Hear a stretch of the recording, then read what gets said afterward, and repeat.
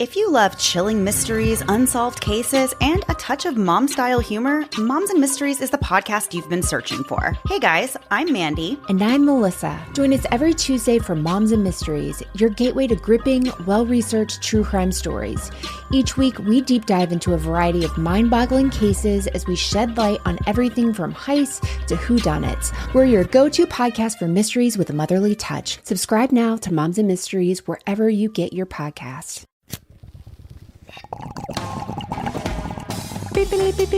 Breaking news! As you already know, we're coming to Denver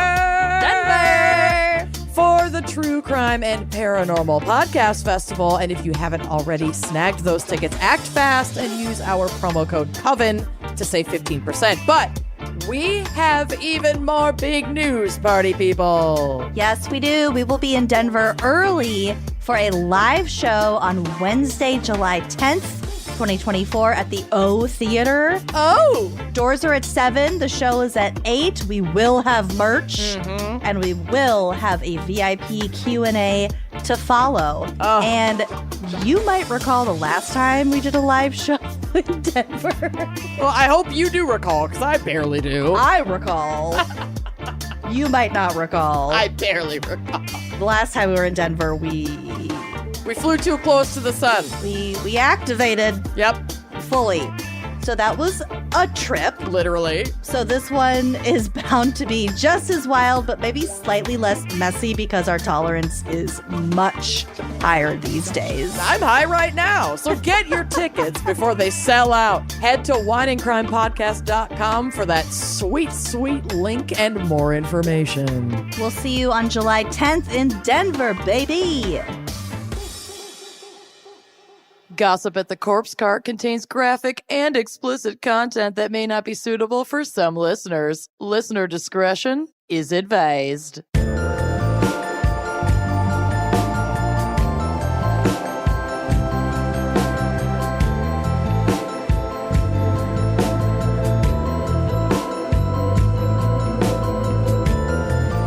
Hello and welcome to Gossip at the Corpse Cart.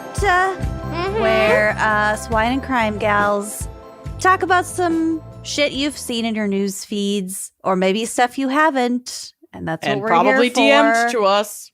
Yes, also some of the worst things that you've ever done. And today we are welcoming a very, very, very special guest. Well, first of all, I'm Lucy. And I'm Amanda, and our very, very special guest today is the incomparable, the talented, the halo Irish Charlie Murphy. Hey! Hello, thank you. Welcome. Thank you for having me. Oh, we're so happy that you're here. We're honored. Right, girls, I have to say, you do some good accents. Oh, We do. They're You are. enjoyable, if anything. They're just... Okay. We do some enjoyable accents. Good. Yeah, good's a strong word. Excellent. I know exactly where I was when I heard your Irish Crimes episode. Oh no! Oh, no. Oh no! It's like your 9/11. Where were you? Where was I? We were doing a night shoot, and I was doing a sex scene in a garden at 4 a.m. and it was so cold. With just our voices in your earbud. Yeah, we had little tent, and it's so like not sexy. You're sitting with, a little tent and everyone's huddled around a heater and you're all in those kind of like big coats and nothing really underneath it, and just headphones in. I was like, oh, this is okay. This is my escape. You have like a modesty merkin on and you're listening to us do Irish crimes. I did. I know. Actually, Free the beeve. I could have shown it to you. It's up there. Oh, really? You kept it? Oh my God, Yes. I need to see it. I'll send you the picture. I'll send you Yes, a is picture. a Please. requirement. Yeah. So hashtag show us Charlie's merkin is going to be Murphy's trending. Your your modesty merkin. Your modesty merkin. Yeah. Do the people with penises get like a sock. boner preventer? There was a lot of different bits and bobs. There's a whole bag of tricks for when you're doing your tricks. Oh yeah, they're called barriers. They're barriers. So like, yeah. Lots Do they of keep them from cushion. getting erections, or does that just happen? I've never experienced it myself. Okay. I mean, I would have to imagine that it does happen Yeah. and that to. it might be challenging to get an erection when you're under a bunch of lights with like 60 people in a room watching you simulate sex. Yes. It's work. It's so You know? weird. Yeah. Yeah. You're probably not getting like, you have to kind of fake getting horned up. It's You do. acting. You have to go to other places and, stave off the existential crisis you're having in your head going, is this my job? I mean, that sometimes actual organic and consensual sex, you need to do the same thing. True. You do. You have to go places. You do. It's so true.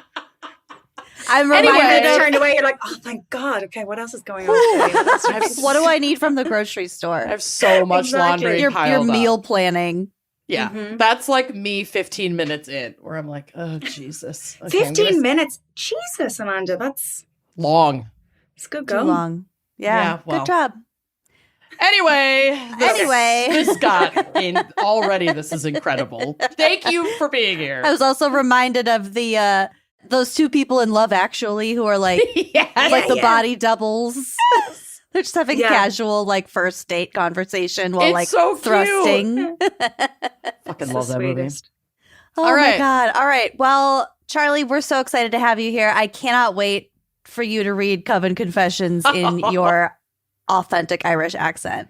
They're going to Thank be you. I'm very so excited. cute. And even though I'm sure the content will not be very cute, we haven't seen them either. Okay. Our producer Okay. pulls them for us. So we're all in this together. Great. I We got are. my partner to print them out for me. Perfect. So I haven't seen them either. But yeah, we'll see how that goes. She likes to love it. read from the hard copy. Yep. She's old school. She's analog, yeah. Mhm. She's analog. That's what we call it. That's right. Well, should we dive right in with some crazy headlines from Amanda? Yeah, I've got a weird batch. I don't know what the theme is. I don't know if there is one, but I say that I feel like every month and then we discover one. So Mhm. I'll just dive in. This first one just feels very much like something I would do if I showed up at Lucy's house and I rang the doorbell and she didn't answer. And you also have a really nice front porch. And this also happened in Iowa. So I just feel like it's very Amanda coded and we're very aligned Okay. in this headline. Okay. And there is a photo of her mugshot on the drive, which is also very Amanda coded. So feel free Look at to that. take a peek at it so you can get a nice visual if you'd like. I'm flattered that you assume that I have a functioning doorbell because I don't. I would knock if you didn't answer the ring. I would knock and then I would do this. Okay. Okay. Woman accused of lighting fire on porch after no answer at friend's house. Don't light my porch. Then answer your fucking door. Then don't use the doorbell. Then I will knock. I knocked. And I probably texted and probably called. I'm lighting that fire, bitch. I'm lighting her up. Lighting her up. What was so important that she needed to get through that door? That is a good question that I really hope we get an answer She to. was out of gummies. Oh my God. I would never. Where the fuck is my vape? Where the fuck is my vape? This is out of Burlington, Iowa. How far from you is that? If you even know. Burlington. I mean, I've heard of it. Yeah. That's All right. step one. A I'll find Burlington woman was arrested after police say she lit items on fire on a stranger's porch. She Oh. thought it was her friend's house. Oops. Oh, it's 144 miles from here. Okay, that's pretty far. If you walked, I hate when you do this. it would take you 3 days and 8 hours to walk. I fucking hate when you do. Just with a lighter in your hand. Yes. Ready to go. A kerosene lamp. Yes. Michelle Young, 46, faces charges of reckless use of fire / destructive devices. A serious misdemeanor and possession of drug paraphernalia, you don't say. A simple misdemeanor. A judge set bond at $5,000. She has a preliminary hearing. This is, from March, but this is not from May. It's from March. I'm sorry. I'm behind. Okay. Everybody get over it. According to an arrest affidavit filed in Des Moines County Court, Burlington Fire and Police responded at 4:38 p.m. to the 2200 block of Vineyard Street for a porch fire. The homeowner said her home security cameras captured a woman on the porch who lit something on fire. The homeowner said smoke was also visible in the footage. Officers found the woman, identified as Young, who immediately admitted to starting the fire when officers asked her what she was doing. Young told officers she believed the home belonged to her friend. She said she also saw a sign that said "Witches Welcome," and because she was a witch, she lit some items on fire. What the fuck? I love this woman so much. So she's just hanging "Witches around Welcome." waiting. Yeah. I mean, if it said "Witches Welcome," she's like doing a ritual, maybe. I don't know. Young added she was not going to hurt anyone or let the fire get out of control. Everybody fucking relax. It said "Witches Welcome." The homeowner told police she did not know Ms. Young. Young was taken to the police department and spoke with detectives. Now. She said she had been around Vineyard Street. Okay, Charlie, you totally called this. She was literally lurking.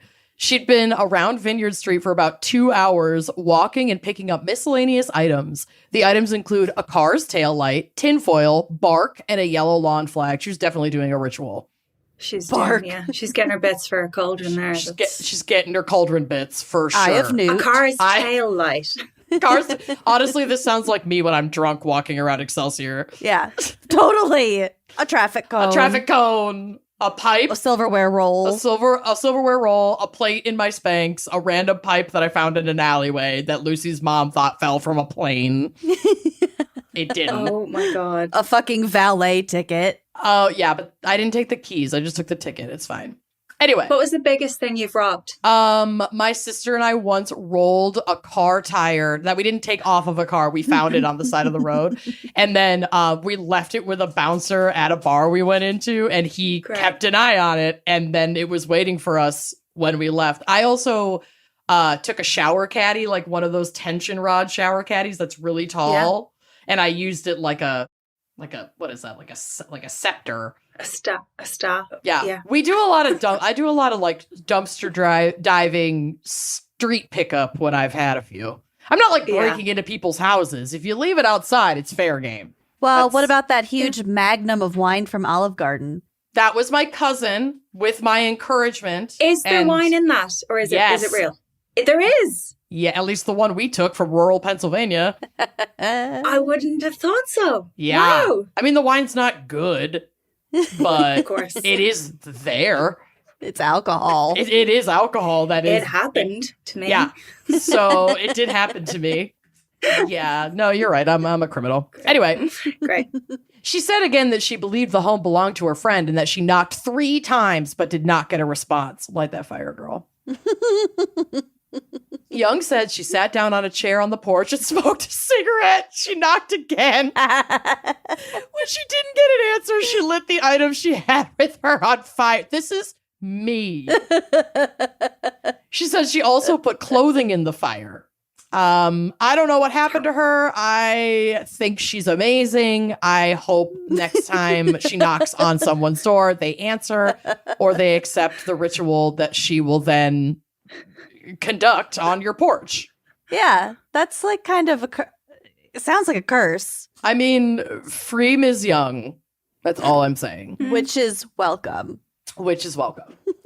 Okay, this next one is just pure chaos, and I'm fucking living for it. It's kind of one of those like, is this an ad lib? I don't know. I lost 125 pounds and decided to get a divorce. Woman who changed her life after she saw a Bigfoot is suing California after national park officials say it was just a bear. What the fuck? Go back to after the divorce. Read the rest again. I'll just take it from the top. Okay. I lost 125 pounds and decided to get a divorce. Woman who changed her life after she saw Bigfoot is suing California after national park officials say it was just a bear. That's an airtight lawsuit. I don't care about anything in this article because that headline is so good. that like the article won't matter. But Are you sure there wasn't a break and it's just two headlines? Or like an No. ad and then a headline. Okay, so it's, quote, I lost 125 pounds and decided to get a divorce, unquote, colon. Yeah. Woman who changed her life after she saw, quote, a Bigfoot, unquote, is suing, all caps, California after national park officials say it was just a bear. Also, this is from the Daily Mail, so like, of course this is the headline. I'm This is real. obsessed with it. I'm so excited. I'm so excited. Woman, okay, also there's a photo on the drive of, quote unquote, the Bigfoot, which is just nothing.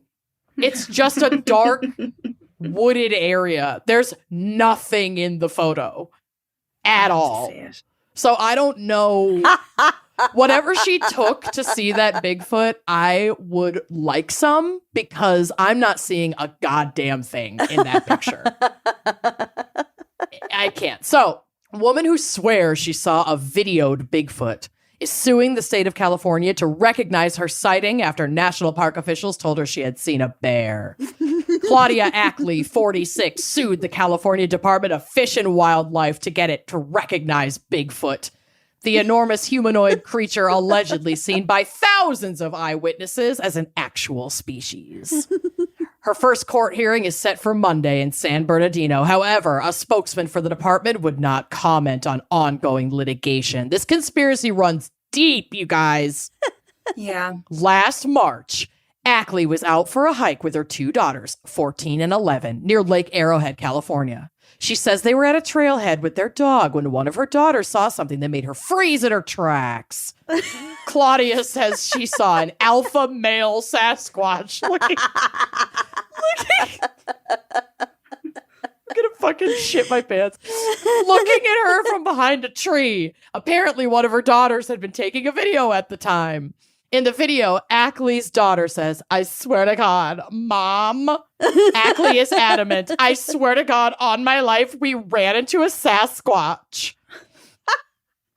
You guys, okay, in the article, they zoom in on the photo of the alleged Sasquatch.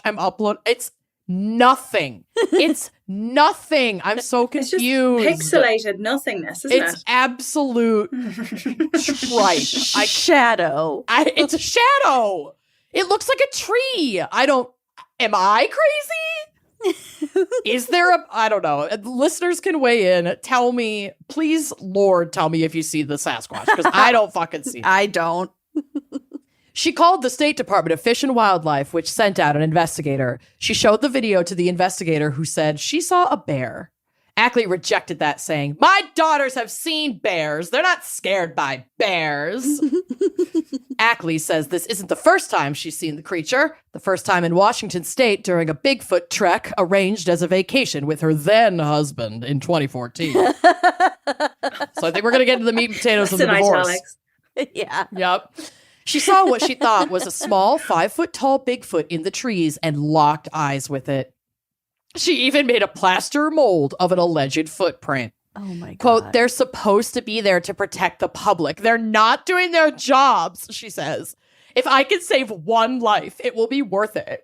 I realize at that point, I'm looking at the creature and there's so much of life that we don't know. Life is so beautiful and I'm wasting my years, she says. I lost 125 pounds and decided to get a divorce. It motivated me to chase my dreams and live my life. Holy shit. No wonder So she was wants it. married at the time. And The then first time she saw a Sasquatch, she was married. She'd had her two daughters. But this sighting Wow. changed her life. She lost 125 pounds and then apparently another 200 pounds by divorcing her husband. And now she's chasing her dreams and her Sasquatch. Of course she needs it recognized by the Fish and Wildlife Yes. and Sasquatch. Michael Shermer, an author, professor, and publisher, says for Ackley to win in court, she's going to need more than just eyewitnesses. Quote, you can't sue the state of California to protect a species if you can't prove the species exists, he said. That applies to everything from a snail to a Bigfoot. You can't just show up at a conference and say, I saw this incredible thing at 3 a.m. on a camping trip. Can I name it?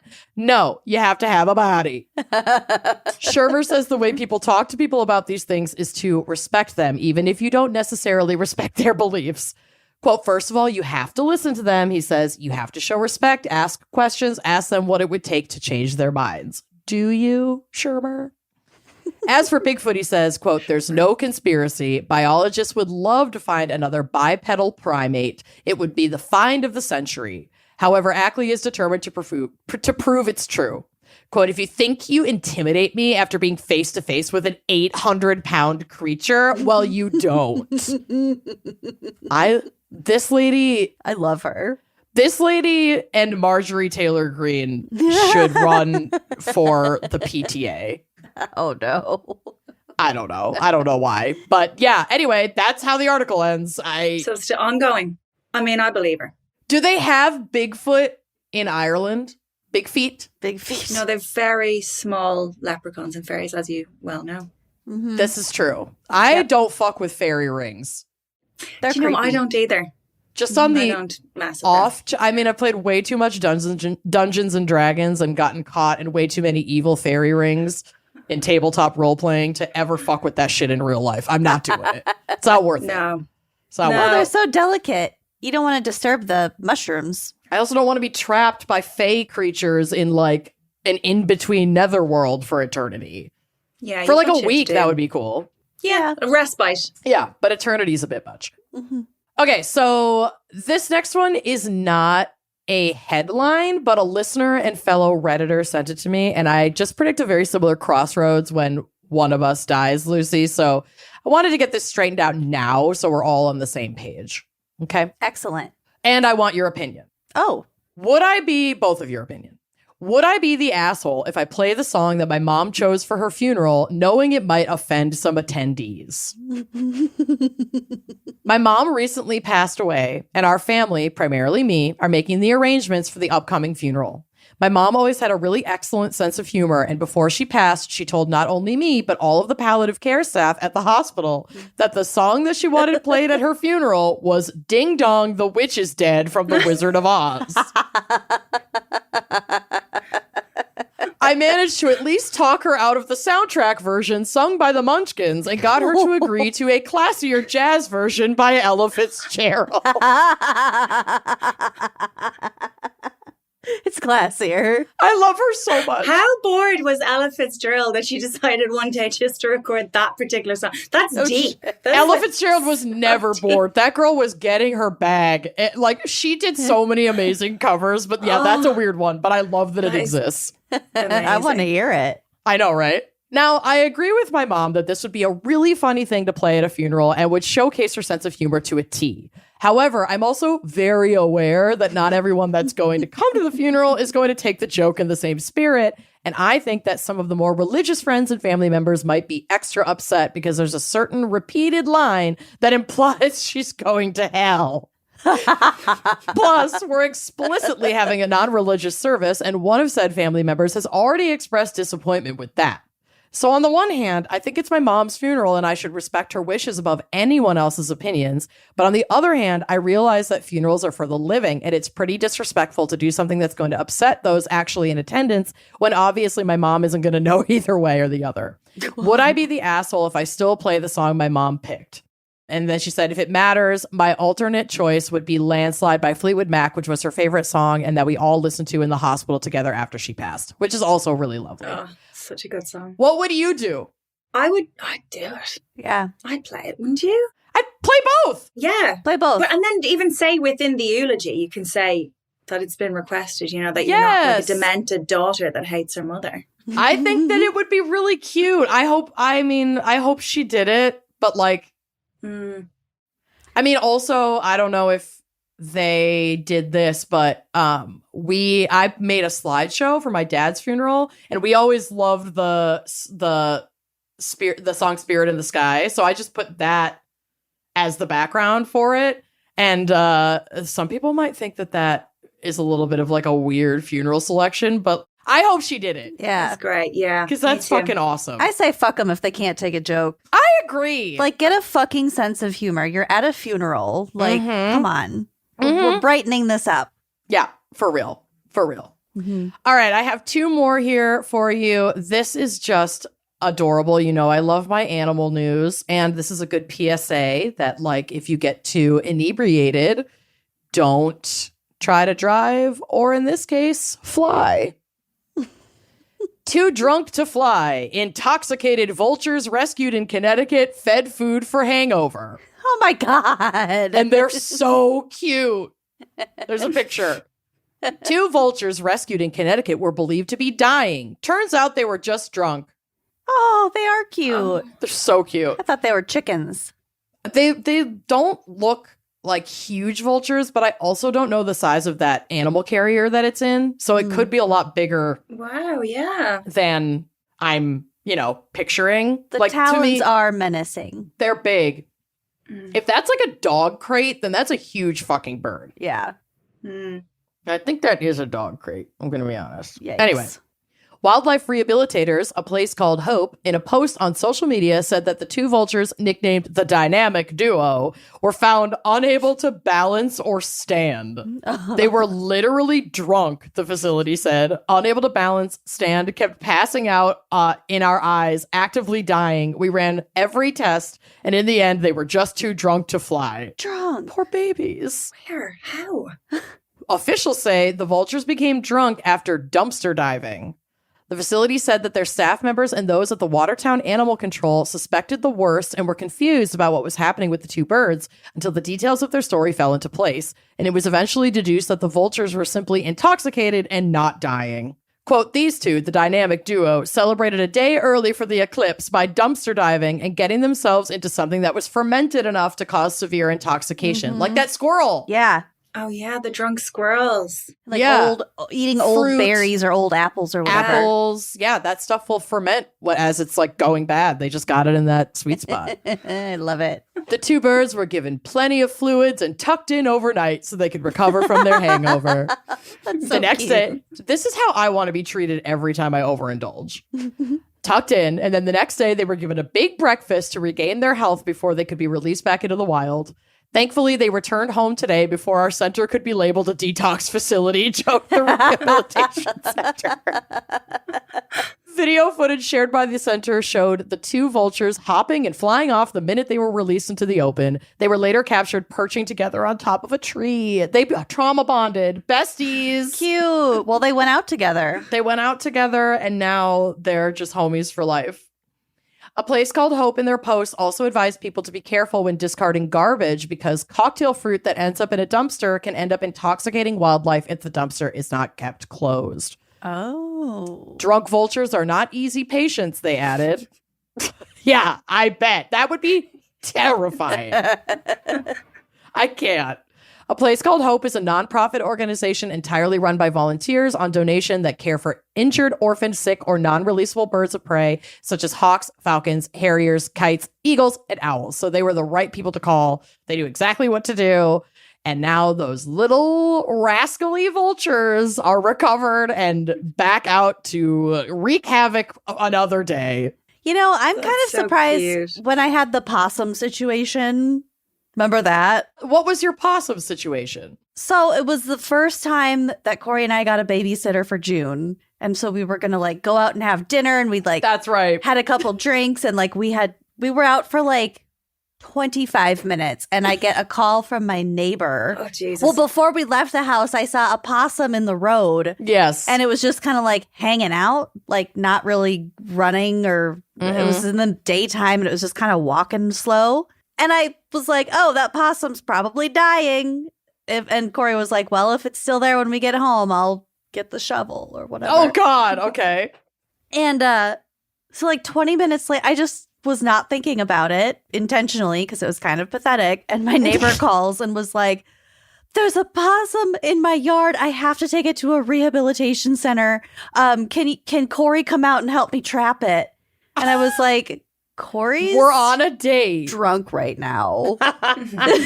But So yes, he can. She was crying, my neighbor. So I was like, I Oh. can't not. So we came home and Corey got oven mitts and I got a big rubber tote. That's right. And he just picked it up. And that's how sick it was. And my neighbor's just crying on the phone with this place. And she's like, it's in Ames, which is like 40 minutes away. They close in 5 minutes, but they're going to stay open for me. I'm going to drive it up to Ames. I was like, wow, you're committed. So we picked it up and it's like, making that gross possum with their weird open mouths. Yeah, I'm smiling at him. Well, it wasn't drunk. Spoiler. It ended up dying that night at the rehabilitation center, but she had a warm blanket.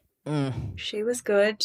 At least she didn't get torn apart by like neighborhood cats. That was what I was trying to avoid. Yeah, I mean, it certainly could have been worse. I'm glad you dug deep and found your compassion to help a little bit. Yeah. Throw those up mitts away. I have a picture of it. Yeah, you do have a picture of it. Definitely make sure that we have that for the blog. But anyway, I am going to leave us on the Drunk Vultures.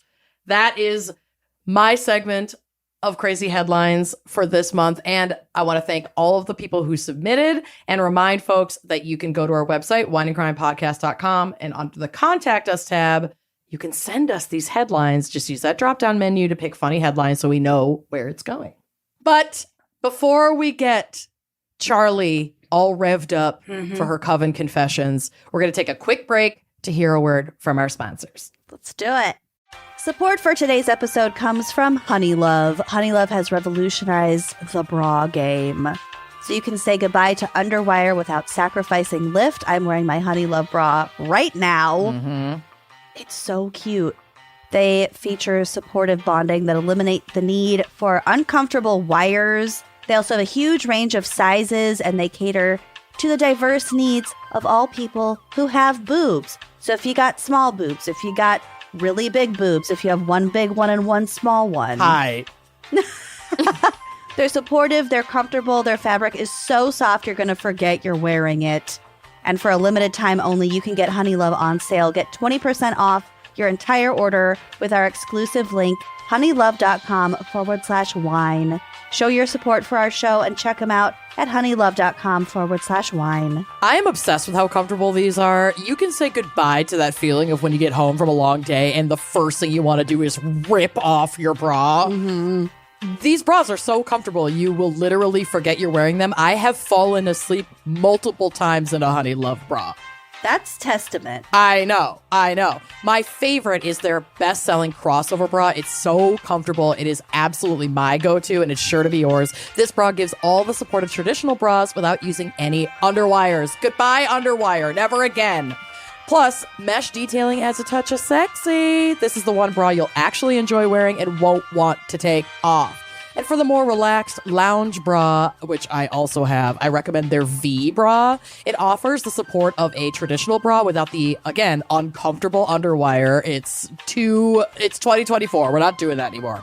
It's designed to lift and separate with molded cups, and it's not a shelf-like bra, so you won't get that uniboob. Yeah, you got two under there. Yeah, I love this bra design for like a deeper V-neck neckline. It just looks so sexy and beautiful. But it doesn't stop there. Honeylove has more than just bras. They have incredibly comfortable shapewear, tanks, leggings for everyday support. I love the Honeylove leggings. Honeylove has you covered for the everyday look, for workouts, for weddings, for lounging, and so much more. Honeys, you need this in your life. You've earned it. Honeylove is not just supporting you, it's empowering you. Treat yourself to the best bras on the market and save 20% at honeylove.com/wine. Use our exclusive link to get 20% off, honeylove.com/wine, to find your perfect fit.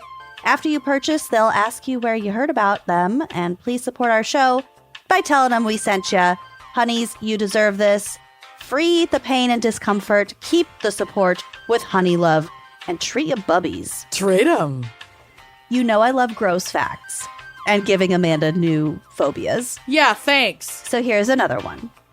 Did you know that traditional bed sheets can harbor more bacteria than a toilet seat? Yeah, I did. Thank you. This can lead to acne, allergies, stuffy noses, I don't know, conjunctivitis probably. Oh God. It's just gross. Miracle Made offers a whole line of self-cleaning antibacterial bedding, such as sheets, pillowcases, and comforters that prevent up to 99.7% of bacteria growth and require up to 3 times less laundry. Honestly, they had me at less laundry. Yeah, and I am an allergy girly, and since I have added these sheets to my bedding rotation, it has gotten so much better. I feel like I'm not waking up all stuffed up. It's amazing. Lucy mentioned this. These sheets are self-cleaning, babe. These sheets are infused with silver that prevent up to 99.7% of bacterial growth, leaving them to stay cleaner and fresh 3 times longer than other sheets. So no more gross odors, less laundry. What more do you need? The self-cooling properties also offer a better quality sleep. That silver-infused fabric inspired by NASA. You're basically an astronaut with these sheets. Miracle Made sheets are thermoregulating and designed to keep you at the perfect temperature all night long, no matter the weather. As a night sweater, this is an actual miracle. You get better sleep every night. It's also designed for your skin. Like Lucy mentioned, you can stop sleeping on bacteria. Bacteria can clog your pores. It can cause breakouts and acne. So sleep cleaner with Miracle. It also has unstoppable comfort and quality. Miracle sheets are luxuriously comfortable without the high price tag of other luxury brands and feel as nice, if not nicer, than sheets used by some 5-star hotels. They're so buttery soft. They are really soft. So go to trymiracle.com/gals to try Miracle Made sheets today. And whether you're buying them for yourself or as a gift for a loved one, if you order today, you can save over 40%. And if you use our promo code GALS at checkout, you'll get 3 free towels and save an extra 20%. Boom. Miracle is so confident in their product, it's backed with a 30-day money-back guarantee. So if you aren't 100% satisfied, you will get a full refund. Upgrade your sleep with Miracle Made. Go to trymiracle.com/gals and use the code GALS to claim your free 3-piece towel set and save over 40%. Again, that's trymiracle.com/gals to treat yourself. Thank you, Miracle Made, for sponsoring this episode. All right, Charlie. Yes. Are you ready to read our Coven confessions? No. We're not either. Trick question. You're not. I'm so excited. I'm guessing this is going to be a poo one for sure. There has to be. I feel it. I'm feeling it. Feels it. poopy. Feels poopy to me. But it is worth noting that whatever confessions are in your smattering today, our producer, Andrea, she pulls them specifically to appeal or be connected to the guest that's reading them. So if there are any hidden messages in here that you start to feel like are popping up, they were probably intentional. I'm just like, has she called my friends to dish up dirt on me? Oh, no. We don't go that deep. It's actually We're not the worst investigative. things you've ever done. No. Oh, my Guess God. what? What if you just had... You think you're cold reading from strangers and it's just your friends put together all this shit on you and make That you time read it you out? had an affair with a married man? Okay. Written in the first person. Your agent is like, shut this episode down. Shut it Is down. this fucking play about us? This is fucking play about us. All right, take it away, darling. Okay, girls, here we go. I'm scared. Coven confessions. Me too. Okay. The Foreigner. It's a film I did many years ago with Jackie Chan, of all people. Oh, Jackie Chan. Jackie Chan. I didn't get to fight him, unfortunately. Okay. Aw. Long-time listener and first-time confessor. My confession may or may not unlock a new fear for Amanda. Sorry, great. Amanda. Oh. In 2017, I graduated from my college and got my diploma. Well done. After graduation, I was offered the opportunity to obtain a bachelor's degree in Ireland. Oh. Of course, I had to take this since I've always wanted to live abroad. However, I also suffered from moderate, kind of severe anxiety, which made everything challenging. Felt. Oh, I feel it. Mm-hmm. Unfortunately, my panic worsened as the year went on. Wonder what college you were in. Yeah, Charlie's like, get in my DMs. I want the tea. Please let me know what was going on in 2017. Okay. The day before the first of my final exams, I woke up feeling off. My one roommate was Irish and she'd already finished her program, so she had moved out. And my other roommate was I rarely saw. So I was alone, feeling increasingly weird. I thought I was having a panic attack, so I thought I would text my mom. Good idea. This was when I knew something was wrong. Okay, she's in Ireland. I'm guessing she's American, but we'll find out. It took me 30 minutes because at this point, I didn't even know what time it was. Ooh. Mom, something is wrong. I feel like I'm losing my mind. She immediately called. Imagine getting your text like that. She immediately called me, even though it was 5 a.m. back home. Good mom. After trying to talk to me, yeah, such a good mom. She realized I wasn't making sense. I could say a word here or there, but for the most part, I was talking like I was hammered. My poor mum made the decision to hang up and phone my school. I was in the ER for 36 hours at this point. Way of getting out of your exams. It's just so intense. Yeah, really. I could no longer communicate and was very confused about everything. Oh my God. They finally did an MRI and it turns out that oh my God. It turns out that I had a fucking stroke. Oh my God. I should have also told you guys I was only 24 years old. No one, oh my God, would have even guessed that that's what happened to me. Holy shit. I was in hospital for 19 days. Here's my confession. Oh my God, I thought this was the whole story. Here's my confession. This is it. This is my confession. Wow. 24-year-old stroke victim in hospital for 19 days. Here's my confession. 2 days in the hospital, they want to find out what caused the stroke. So they sent me for a test called bubble test. This is when they inject microscopic bubbles into your veins to see if there are any holes in your heart. It is very common. And they use an ultrasound to view all of this. Wow. Okay, they did this 3 times. The first one with me doing nothing. The second one with me coughing.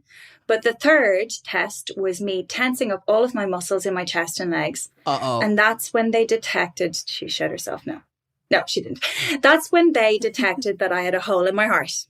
Did she masturbate herself into a stroke the night before? That's my guess. Tensing up your muscles? We'll find out. Okay. I was immediately horrified because I believed that I knew what had caused this, exclamation mark. The morning I woke up feeling off, I had woken up even earlier than that with some anxiety. And since I was in bed... I knew it!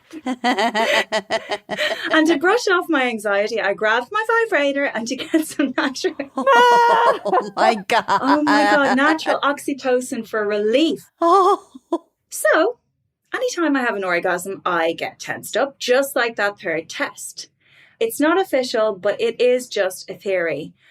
I think I may have orgasmed myself into a stroke. Oh my God. That's the coolest way to have a stroke, though. I know. No. I wonder how many orgasms before that were just kind of like not that great to get to that point. That's Last time you came that hard, you had a stroke. She's like, she was flying solo to get the job done. Well, like all no her past man relationships just couldn't. Yeah, No man could ever. stack up. No man could ever. A dick could never. Could never.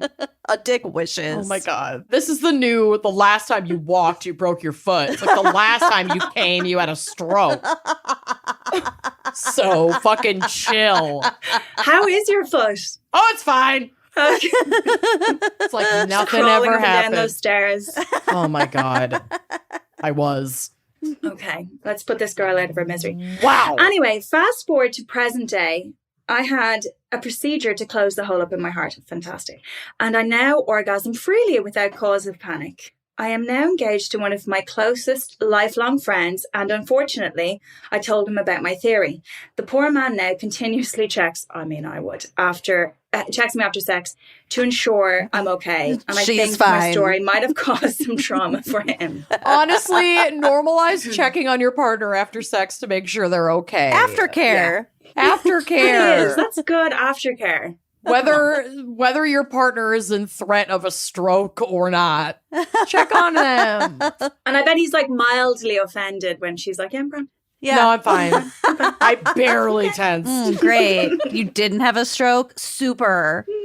Okay, so is I'm grand the like European version of I'm fine? It's fine. Yes. It's like the way you say it. I'm okay. Yeah, I'm grand. Yeah, I'm grand. Yeah, yeah. Are you sure? Are you sure, babe? Yeah, I'm grand. Your face looks a little... Tell your slack. face that. That was a doozy. Oh, How did you guess that? I just... Yeah. Well, first of all, legs and chest tensing up. Yeah. Mm, Yeah, definitely the legs. Have you ever gotten a cramp? Yes. Yes. A cramp. That's one way to pull yourself right out of the mood. Mhm. Yeah. A big Charlie just horse. push on the toes. Just push on the toes. That's very real. Wow. Oh, no poop though. Not yet. There's plenty no more poop. to go. That was the first one. I also like that Andrea titled it The Foreigner. The Foreigner. That's good. Okay, this next title is While in Amsterdam. Ooh, applicable. A Very few weeks ago, applicable. anyway. I've just moved back from Amsterdam. I was there for a couple of months. Okay, real quick. My partner is my gateway gay, and Oh, it's I love become it. a weekly routine for us to listen to your new episodes after I come home. I pride myself on making the same exact jokes as Amanda, just seconds before she does. Great minds think alike. So you're also unwell and gross. Love it so far. Anyway, on to the story. I had just moved to Boston for a job and I met my current partner.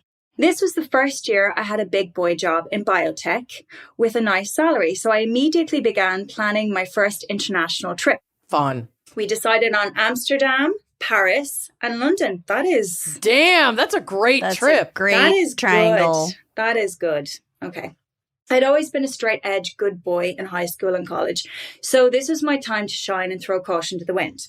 The wild child in me decided that since we were in Amsterdam, this would be the perfect time to have my first experience with weed.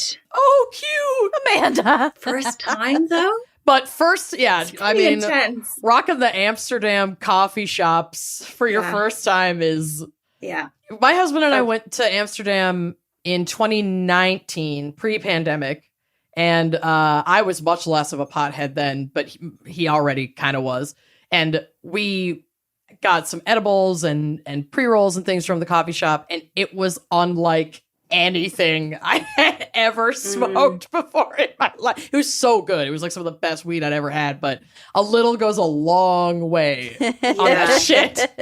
Yeah. And I think when you intentionally ask for like, oh, I'm just new to they fuck you up. They sold me a space cake. Yeah. A big ass space cake. It was this. It was like a 2-hander. It took us a week to eat it because we could only eat like a bite at a time. It took us the whole week we were there. You're just in the airport. Yeah, we're like the night before we left. We're like, this thing's got to fucking go. We can't fly back with it. So anyway, continue. I feel her pain or his pain. This person's pain. Their pain. I feel it. I feel it for you. There's a few paragraphs here, so it's going to get messy. Oh, man. Okay. The wild child in me decided that since we were in Amsterdam, this would be a perfect time to have my first experience with weed. Mm-hmm. We went to a coffee shop and asked for something chill, but that wouldn't be too much of a downer. We took the shop owner's suggestion and lit up. I had no concept of how to marijuana, as a verb. So I just puffed away until I started to feel something. Oh, it was no. great in the beginning, like a cigarette. Jesus Christ. I just puffed away yet like a cigarette. Till I felt something. One moment everything was fine, and the next I looked at my partner and he was this high-def cartoon. Kind of like My Little Pony or an anime. Oh, no. What a fucking terrifying mashup. Everything else would be normal when I looked away from him. So I did several back and forth takes and started to giggle uncontrollably. Yeah. The cartoon world took only him. This is it. That's so scary. This went on for about 45 seconds before the entire left side of my body felt like it had turned to stone. Oh, My face fell as this feeling crept across my body. Oh my God. I said what I thought was, insert partner's name here, I can't feel my body. Little did I know, what actually came out was barely a mumble because my face, along with the rest of my body, was paralyzed. Oh my God. I'm just hitting my vape as you read this, like, let's go. My partner told me I just need to write it out. So I settled in for an hour or so of staring at the wall. I made the mistake of looking away from one spot on the wall. And then when I looked back, I saw two little girls dressed up in I saw two little girls dressed up in Handmaid's Tale attire playing tug of war with a teddy bear. What the fuck? They were giggling, which no big deal, right? Nice trip. However, This is Europe, though, so was it real or was it a hallucination? This might have been real. It is Amsterdam. yeah, was it like dipped in some weird shit? Okay. Okay, they were giggling, no big deal. However, they started tugging back and forth on the teddy bear faster and faster as their giggling became progressively deeper and more demonic. Ick. Now remember, I couldn't move, so I sat there motionless with sheer horror in my eyes. I again thought I was speaking, but it was only a string of horrified grunts to my partner. That must have been terrifying to witness. So scary. But this, this experience sounds like when you're in a dream and you're trying to run or you're trying to scream and like you can't. It's like a night terror almost. Yeah. That's how this story is like he's experiencing that. While for awake. real. Mm-hmm. Yeah, I've had that. When you're crying in your sleep and you wake yourself up from crying, and yes. in your sleep you're like bawling, and it's like the proper cry, but really you're waking up to yes, weird noises, Totally just bizarre sounds. Or like when I took Oxy and I woke up whispering, "I'm gonna kill you," while in bed with my husband because I was fighting the pale man. No but more wasn't this Oxy the raspiest whisper as well? It was. It was. I asked him if he heard it, and he said he didn't. But like, maybe he's just trying to protect himself. But I'm gonna kill you. It's 3 a.m. You're so terrifying. I'm terrifying. I don't know how we're coming up on a year of marriage. I can't believe he has not gotten this annulled. You need to get one of those watches or those apps that records you when you're snoring or talking. Oh wow. No, Doesn't it like record when? No. That's okay. I don't want to hear that. I don't want to know. I don't want to know. I don't want to know. Okay, so we're back to this horribly paralyzed victim here. Okay, he went on to get one of the shop owners. Okay, so the partner went on to get one of the shop owners who came over, saw me, and only said, "You're not okay." And "not" is in capitals. Oh my God. She hurried to the front of the shop and got me a cup of sugar water to help. Does that work? Water. I mean, what she's experiencing, or I keep saying she because I'm applying myself to this exact person. I've had medical emergencies. I'm a type 1 diabetic, so I have had medical emergencies where my blood sugar has gone really low and I'm not coherent. I feel like I'm paralyzed in my body or that I'm like covered in heavy sand, sweating, not able to like form words and like audio hallucinations, visual hallucinations, all this stuff happens with like extreme low blood sugar to the point where I've like woken up and Bill had called 911 and there were like EMTs shoving like glucose liquid in my mouth. Wow. That happened right before a live stream once. Yeah, I mean, it didn't get that bad, but I did get low right before we went live for a show. But it's like these symptoms sound like some extreme low blood sugar. So it's actually really interesting that you say they ran and grabbed sugar water because just getting that carbohydrate and even just drinking those combination of two things like starts to regulate your nervous system. So you can start to just like get your shit together. But damn. Good PSA. Yeah. Sugar water, guys. Okay. I sipped on it for a while and then we were moved to the front of the shop to get some air. As we were walking to the front, I had the sudden urge to vomit. I ran to the trash can. Oh, thank God there was a trash can. But that wasn't what it looked like to me. Think about the plasma guns you see in space alien movies or video games coming out of my mouth. I looked up in disbelief to the entire coffee shop. Did y'all see that? Did you see that? It's like, yeah, you threw up. We saw it. So this person did say, "Did you see that?" Yeah, he yelled to the entire shop, "Did you see that?" Of course I saw it. I threw up to make things worse. Did you see that? Like, Uh-huh. No, you sure did. Did you? To make things worse, one of the bartenders from the sex club was walking in just as I threw up and said, "Hey, I remember you." Oh, honey. Oh, no. Hey, I remember. Oh, honey. I can never return to Amsterdam. No, This you can't. is the worst. This is the worst That situation. much projectile vomiting as well makes you pee your pants. So I'm sure he pissed himself. Yes, Oh, totally. Yeah. There's Totally. no way those panties are dry. No. No. What a fucking first experience with weed. It's not great. And I've never smoked since. I honestly would understand if they haven't smoked since, because that's buck fucking wild. That's Yeah. like that's the scariest shit I've ever heard in my That is life. really scary. That experience is like why I won't do acid. Why like mushrooms are basically the top for me. That's like as far as I'm gonna go anymore. I'm too old for this shit. I'm Yeah, too anxious. I'm too scared to I'm too scared. do acid. I'm way too fucking All I scared can to do say acid. is don't do it while you're on your period. I don't want to do it ever. Changing a tampon is not great. I just know I'm going to self-sabotage myself so much. Oh Oh, my my God. Yeah. Oh, How many tampons did you put inside yourself? Well, just one was all I could handle because pulling it out was the worst part. So I was like, I feel everything. Yeah, it was so weird. Wow. Oh my God. Yeah. Yeah, I had a friend who puts a few inside herself, Oh yeah. but she was just very drunk. Oh Just forgetting. no, it's more of like a It's not her hyper fault. awareness. She has a heavy flow and a wide set vagina. Maybe she Okay. needed 2 or 3. Maybe she did. You don't fucking Cram 'em know how all she up lives there. her life. I mean, what is a jumbo tampon if not 3 or 4 light ones? Little ones that are just Mhm. roped together. Yeah. A Whatever. little train. So it's just what? It's a double jumbo. What? It's a dub jump. It's a dub jump. It's a DJ. Sick. I have completely forgotten what the fuck we were talking about. What's up? What's happening? Talking about acid on your period, Oh, right. but not in this. Too scared. Okay.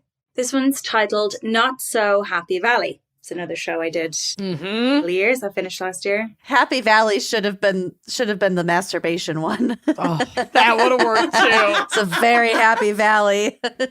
Very. I fucking loved Happy Valley. Sarah Lancashire is just she's Incredible. amazing, isn't she? Mm-hmm. She's just amazing. Okay. Please keep anonymous. Done. Okay. It's good. It's gonna be a good one. Couldn't even think of a surname of all the names. All of the anonymous men in these are just Alan Yeah. from here on out.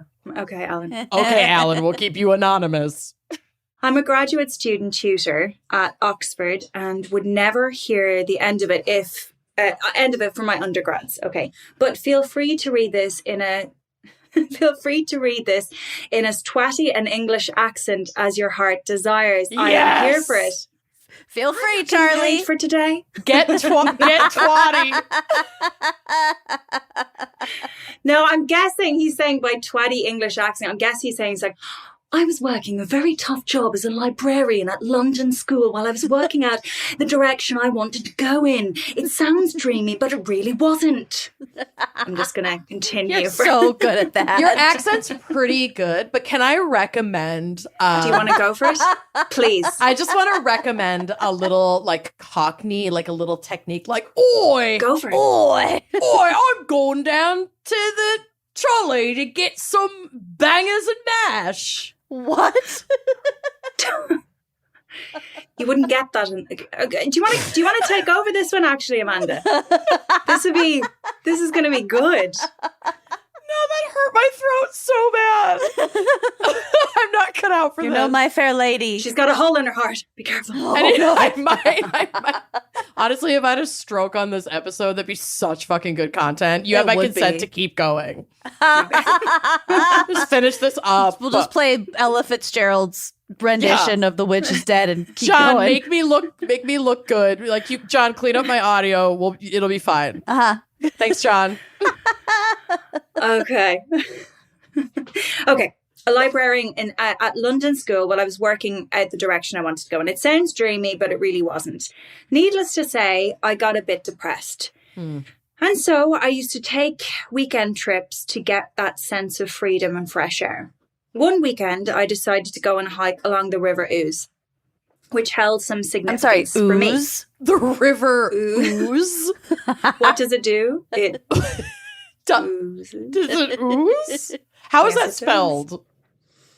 Ouse. Okay. Now, in fairness, they just wrote ooze in phonetics beside it. did? I would have definitely said ouse. Ouse? Yeah. Yeah. That's reads like ouse. Like house in Cockney. It's house without an H. Yeah. Ouse. Better than ooze. Come on down to my house. No, but I do like the River Ooze is poetic. Which is welcome at my house. My house on the River Ooze. Okay. One of my favorite writers, Virginia Woolf, Oh, Jesus. died by suicide by drowning along that river. Oh, God. It's a lovely weekend trip. Holy shit. She just walked in and yeah, drowned with herself. rocks in her pockets, right? I think so.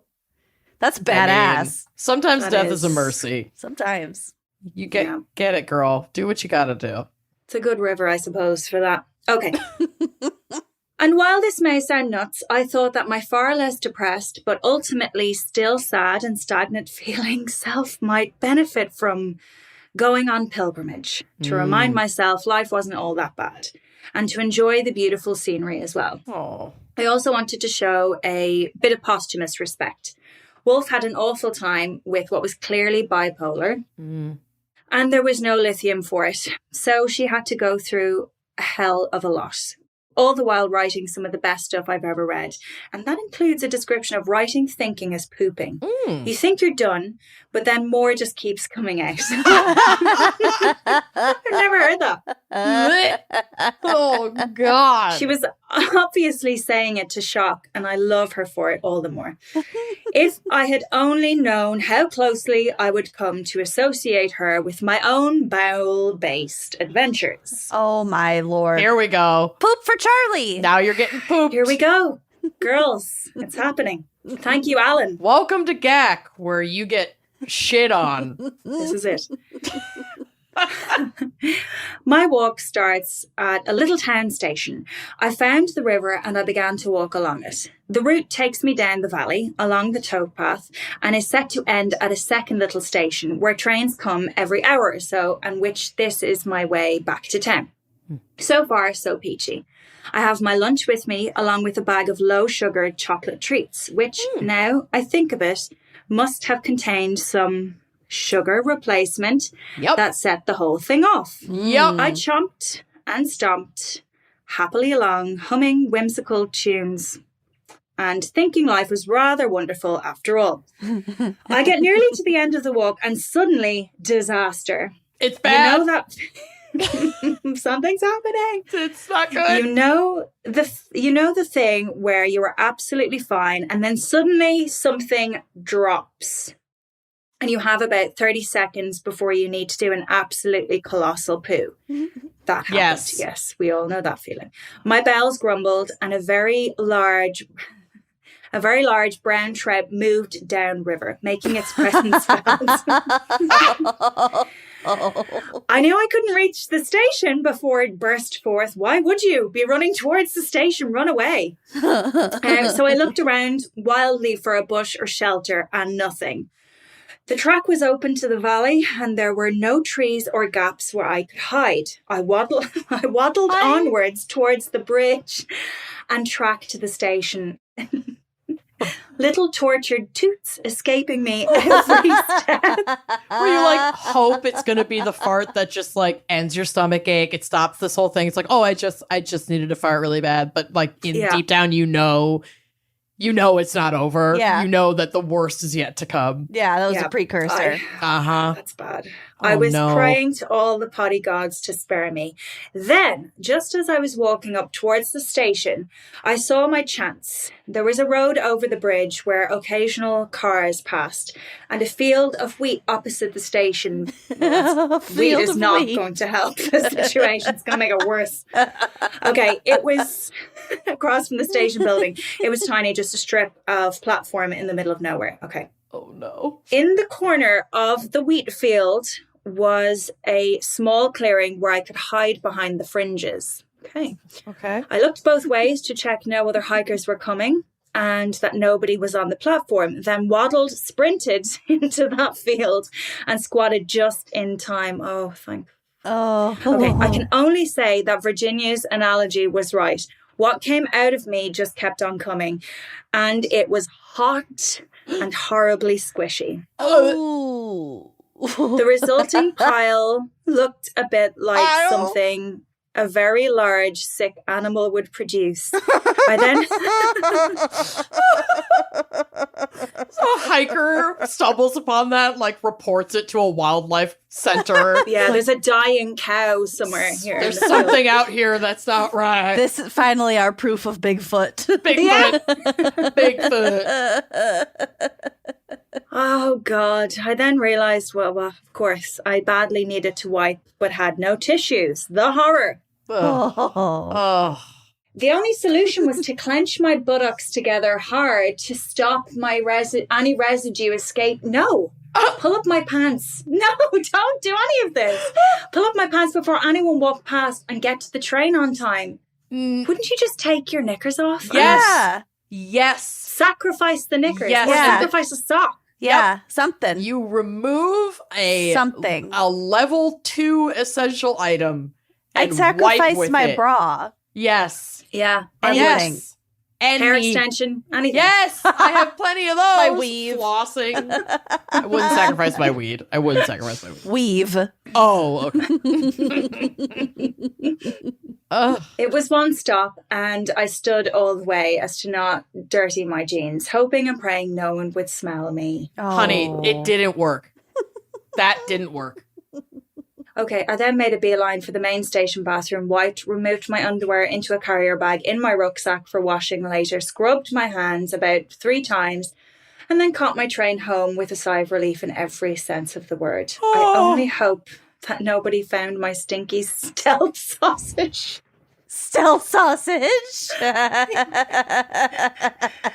If they did, I thought it was a dog's. I'm so sorry about anyone who might have eaten bread from that wheat, but I like to think Virginia would have found it funny.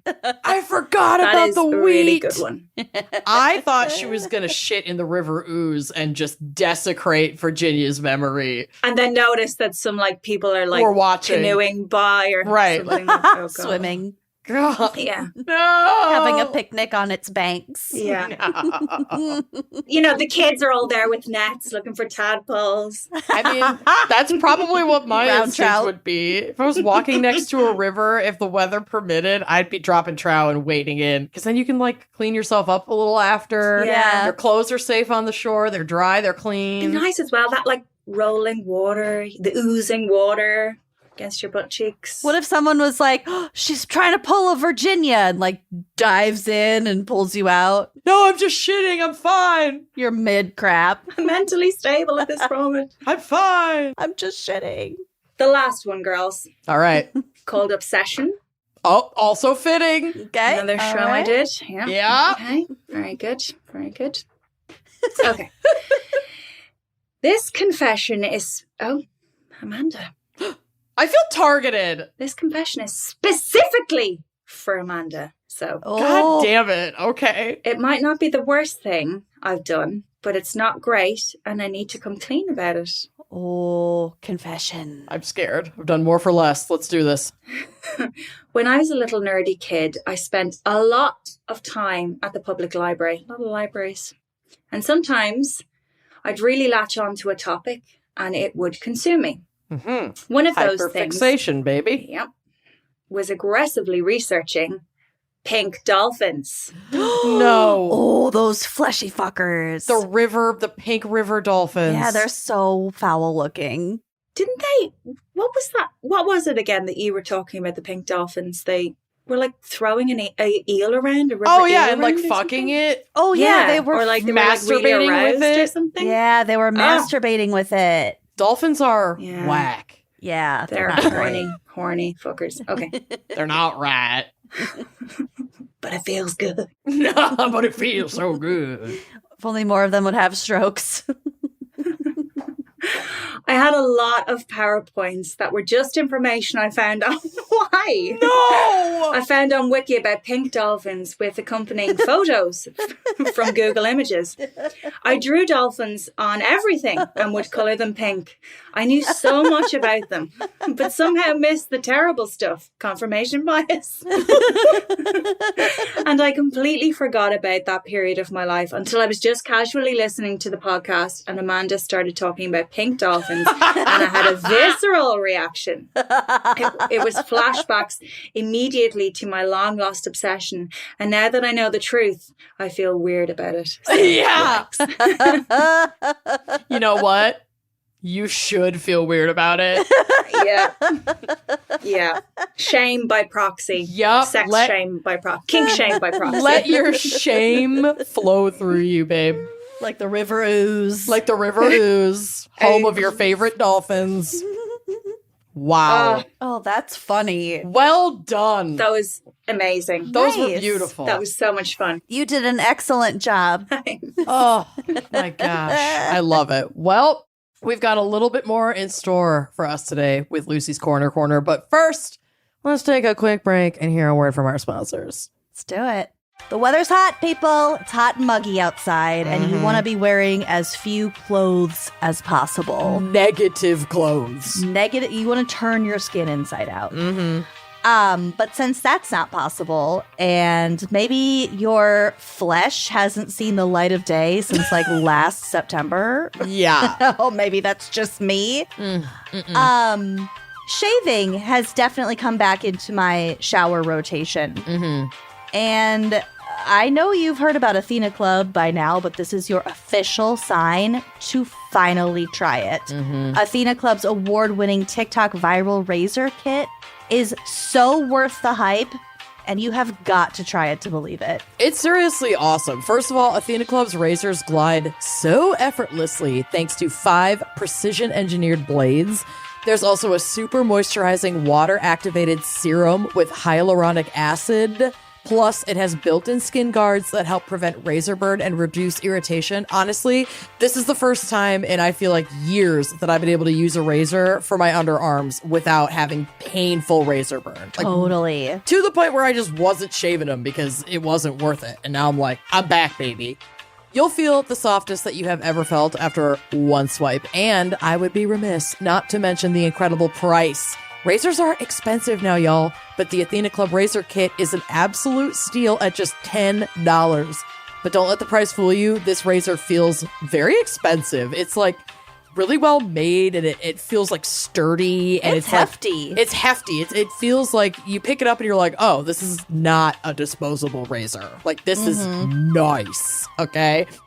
It comes with an ergonomic handle that I can only describe as gorgeous. And 2 super sharp razor heads that deliver an incredibly smooth shave every single time. I also love that you get a really freaking game-changing magnetic hook for easy storage and keeping it from just like sitting in shower water between uses. Or getting knocked to the floor with every movement. Yes, this means you don't need to worry about your razor somehow ending up on the floor. No more goopy blades. You've got better organization. It's the best. So if you still think all razors are created equal and have not made the switch, you gotta try Athena Club's razor kit. It's the best deal you'll get on a premium razor and will keep you feeling confident in your skin all year long. My favorite thing about Athena Club razors is that strip that's water activated with the hyaluronic acid, it doesn't get that jelly, goopy, gross No. that all of my other razors get after like any amount of time. Truly is a game changer. So if you are ready to upgrade your shaving experience, switch to the best razor on the market and show your skin that you care with Athena Club. Head over to athenaclub.com and try their award-winning razor and body products and get 20% off your purchase with the code GALS at checkout. You can also find Athena Club razors at your local Target store. Oh, Target. Trust us, you won't look back. Happy shaving and treat your hair. Trade it. All right, time for Coroner Corner. I've got a smattering. I think theme-wise, it would be like nature, except for this first one. Okay. I mean, yeah. Okay, here we go. This one was sent in by Aubrey, and the title is Woman Charged with Second-Degree Murder After Gruesome Incident. Oh, okay. A 32-year-old woman has been arrested and charged with second-degree murder after a stabbing on Tuesday evening. This happened in Colorado, and this was just like a week and a half ago. Oh, wow. Okay. Grand Junction police responded to the Wood Spring Suites just before 9 p.m. on Tuesday for a call about an unresponsive male. Ooh. According to the police department, the man was found with a suspected knife wound and was pronounced dead at the scene. Shunting Guo is this woman's name, was arrested and booked into the Mesa County Detention Facility. According to the arrest affidavit, Guo told police she and the man had been in a romantic relationship. She thought she was pregnant and was arguing with the man over whether or not he was the father of the child. Uh-oh. During the argument, according to police, Guo said she stabbed the man in the leg. So the affidavit says, quote, she said she was trying not to kill him, but admitted to stabbing him because she was, quote, so angry. Okay. And just as a little extra comment, she also told police she cut off the man's penis. Guo told police the man didn't appear to be in pain, so she went to the city market nearby and bought rubbing alcohol, antibiotics, and beer, but forgot just to the buy, essentials. Yeah, but forgot to buy bandages. She got beer. Okay. Yeah. According to the affidavit, Guo told the police at one point during the day the man told her he was cold and might die. He was in complete shock. Yeah. Oh my God. So she gave the man some ibuprofen, a Propel water, and, quote, greens. But soon after, his eyes went dull. Yeah, he doesn't have a hangover. He's bleeding to death. Yeah. The Mesa County Coroner's Office is responsible for releasing the identity of the deceased as well as the cause and manner of death. And she is being held at the Mesa County Detention Facility on $1 million cash bond. Wow. So there's more to this. She stabbed him in the leg, cut off his dick, went to the grocery store ostensibly to buy things to help him, came back with rubbing alcohol and beer. Yeah. Yeah, that's so... And Did then- you say something at the beginning that kind of alluded to maybe she wasn't even pregnant? Claims. It just says she believed she was pregnant. She believed... that's According to Sounds her, very Believed she was strange. pregnant. Okay. again, this just happened. Yeah, so we might not know for a little while. Mm-hmm. So he bled out. Wow. Isn't that wild? That's awful. That's grisly. And she's like, here's some broccoli and a Propel. And then he bled out. I mean, it feels intentional, you know? Yeah. I mean, She murdered him. she literally murdered him. Yeah. Yeah. So I'm really excited to hear updates on that one because that's Wow. fucking weird. Yeah. Okay. Okay. All right. So here's another headline. This one is out of Jacksonville, Florida, and it is substantially weirder. Also just happened recently. Police were investigating Thursday morning after human remains were found buried in the backyard of a Jacksonville home, according to the Jacksonville Sheriff's Office. So the owner of the home, located on Sunny Acres Drive in the Magnolia Gardens neighborhood, said he discovered, quote, toes sticking out of the ground as he was doing some yard work, according to a woman who was helping the owner with the yard work. That's like literally a story in Scary Stories to Tell in the Dark. Mm-hmm. Yeah. That Where looks- is that- my yeah. toe? The toes. It just kind of sounds like bad Halloween decorations. Do you know what I mean? Like toes sticking out of the ground. Yep. So creepy. Funny that So you say creepy. this. Just in your yard. Yeah. Funny that you say this because Amanda texted me earlier today. We had been talking about what dips we're making for our live stream on Saturday. Yes. Mm-hmm. And I think I've just been looking at so many dips that I'm in like food magazine, like dips mode. And she said, "Are you doing the one with the toes sticking out of the ground?" I thought she was referring to a dip. A dip? Like a Halloween theme. And I said, "No, I'm doing something else." She's like, "Oh, okay. Well, if you want that story for GACC," I was like, "Oh." I thought we were talking about dips. And she's like, "No, Okay, bitch." So when you did, where, in that microsecond, of like trying to make sense of it, what kind of dip did you think that was? Okay, so What base, what kind of mayo based? So there are dips.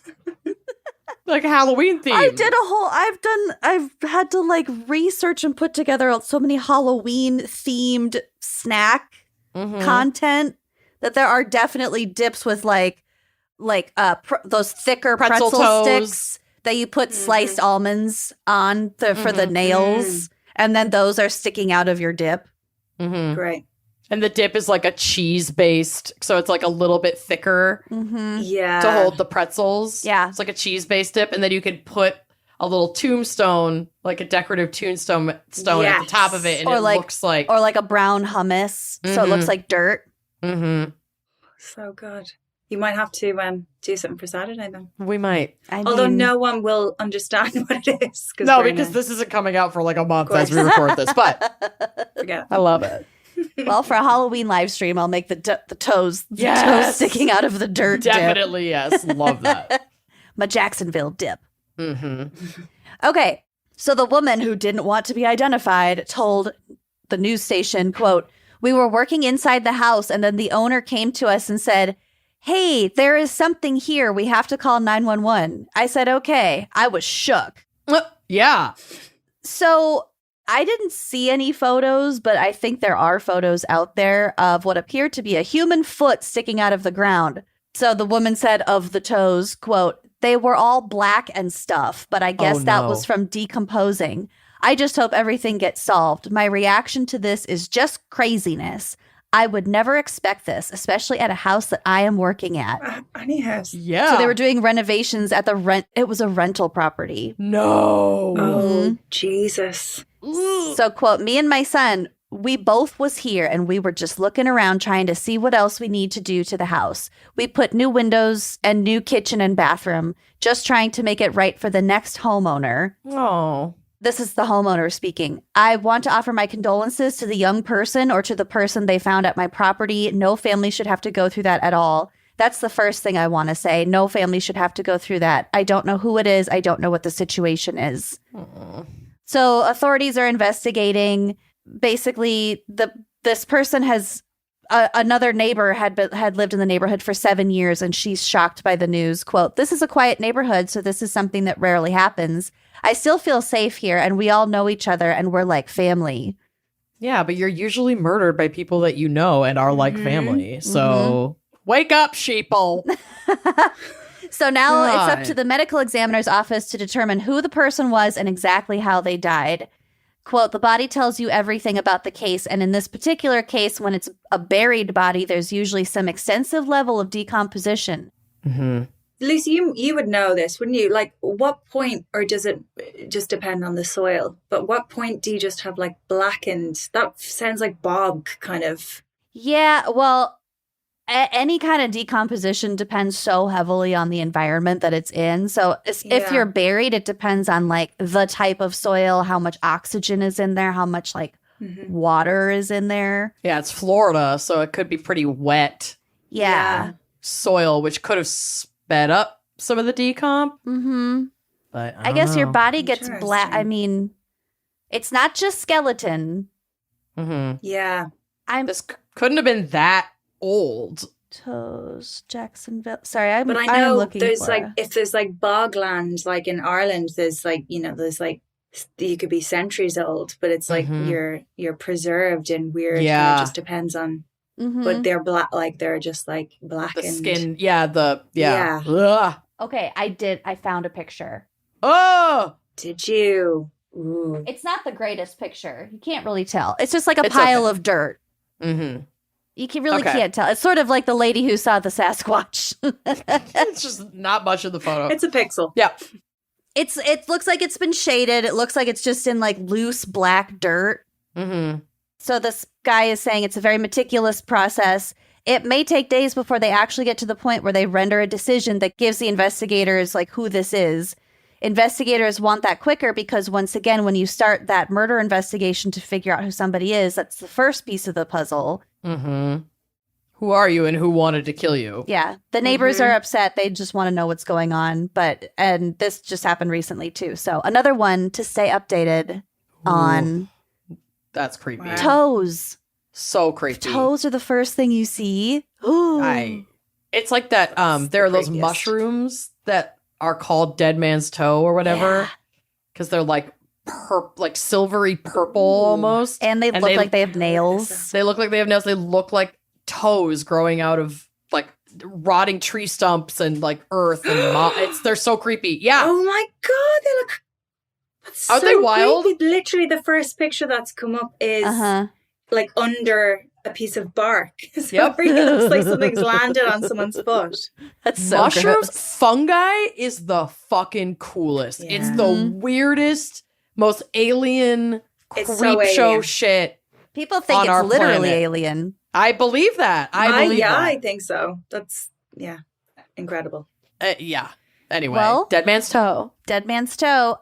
So that's kind of a really nice segue into my next story. This one was sent in by Krista H. Another creepy yet natural nature. Oh, okay. Theme. Yep.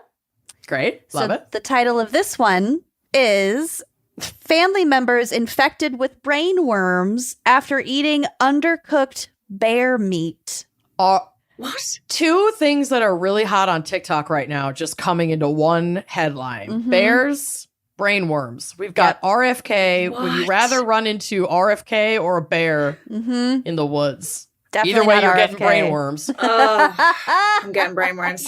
Either way, you're getting fucking brain worms. Was it one of your things about bear meat, Amanda? Bears? No, the lady who thought she saw a Sasquatch was told it was Oh, likely a just bear. a bear. Mhm. Mhm. Well, maybe this was a Sasquatch, and maybe this is why this happened. Mm. Maybe. A number of family members who shared a meal of bear meat that one of the family members had harvested earlier were subsequently infected with brain worms, according to a new report from the CDC. I want a t-shirt that says Sasquatch gave me brain worms Would go back. and would go back. I don't want to give any context for it at all. Sasquatch gave me brain worms. And then on the back, Exclamation would go point. back. Wake up, sheeple. I saw Sasquatch, and all I got was brain What worms. are these brain worms? No.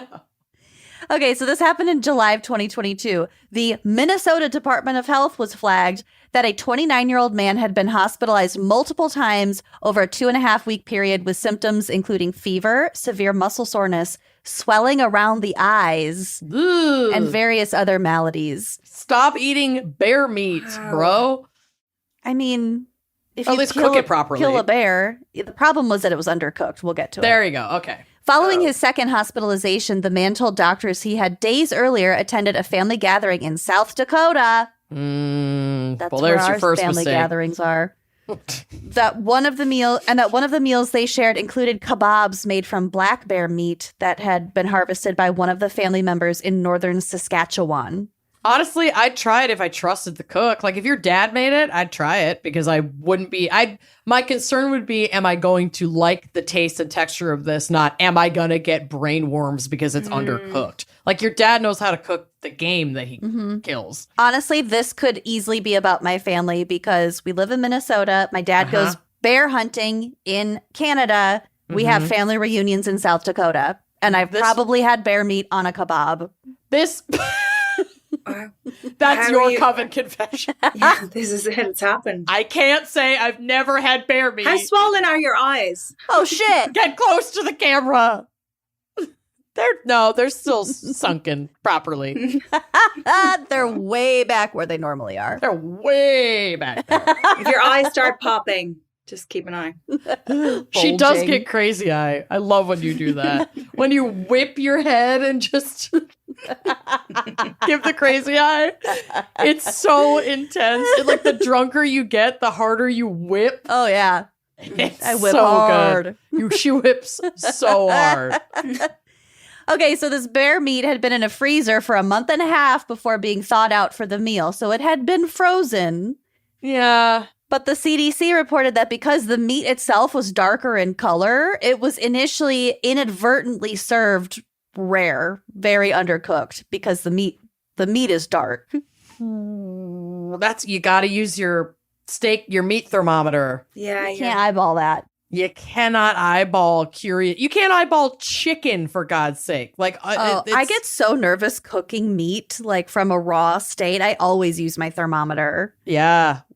I mean, we rarely cook meat in our house, to be honest, because it just like, it kind of grosses me out. We're like a chicken, some fish, and a lot of plant-based products household. Yeah, we're pesky. Yeah. I get nervous cooking fish. Yeah, even doing salmon, I'm like, oh God, I don't know if this, like, I'm just pulling it apart completely. The first time I cooked salmon, the like white like protein juices started coming out, and I was like, what the fuck is this? I had to Google it. I have to throw this away. It was, I'd never seen it. Anyway, I love salmon. so hungry. Yum. Anyway, back to these brainworms. So family members began eating the kebabs, but noted that the meat tasted underdone, so they put all the kebabs back on the grill, recooked them, and then served it again. But the ones who had tried it already, it was too late. Well, 9 family members, largely from Minnesota, but also from South Dakota and Arizona, ate the meal, though some of them only ate the vegetables off the kebabs, which had been cooked and served alongside This is the so bear fucking meat. this is so fucking Minnesotan. Like, we don't really like it, but we're gonna just politely nibble on it. Yep.